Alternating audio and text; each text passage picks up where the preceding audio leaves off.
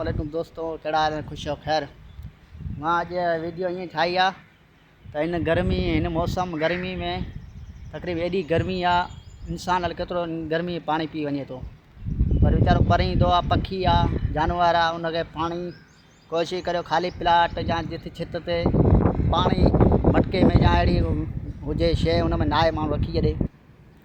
मां पंहिंजे हे ॾिसी भरियो आ ही हाणे मानी टुकड़ी रखी आ ॿियो ही पानी ही भरियो पानी में ही छित ते पानी भरे छॾियो आहे। ही पानी मां डेली भरंदो आहियां, ॾींहं में डेली पानी भरंदो आहियां। जब पखी पानी पीए गर्मी मौसम में पखी या जानवर पानी पिए एॾो सवाब आहे। ॿार खाली प्लाट में मां भरे छॾियां, कुत्ता जेको ॿार अचे जानवर पानी पी थो वञे ही छित ते वरी अलॻि मां भरे छॾियो त पखी जानवर पानी पिए। हीअ अलाह पाक जो सवाब आहे। इंसान तो पानी इन गर्मी में एतिरो पानी पिए थो केतिरो हंधि आहे मथे आहे।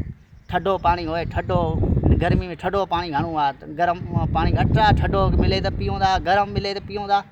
पानी पीअणो आहे गर्मी में तो वीचारो पखी जानवर आहे इनके पानी पीअणु खपे। वीचारा ईअं पियो बोल चई सघे कोन मुंहं सां इंसान खे, इनके वीचारो उतो पानी त पी वेंदो न हूंदो त वीचारो छा पीअंदो। हाणे असां पंहिंजे वटि हीअ कांग ॾिस सरण जी डोड़े पई आहे, चए थी मूंखे ई पानी पीआरियो। होॾे ॾिस डोड़े थी, हीअ मां हटंदो वरी सरण जी पानी पीअण लाइ डोड़ंदी वीचारी। चए थी मां मानी खायां पानी पियां त मां हीअ भरे छॾियो आहे पानी जो। ॾिसो ही मां भरे छॾियो आहे, हीअ थोरी मानी रखी आहे, हीअ पानी आहे। इन करे किथे होए त वीचारा जानवर पानी रखो वीचारो पीअंदो, सवाब कमु आहे। अलाह पाक जो सवाब आहे। हीअ जानवर पानी पीए थो।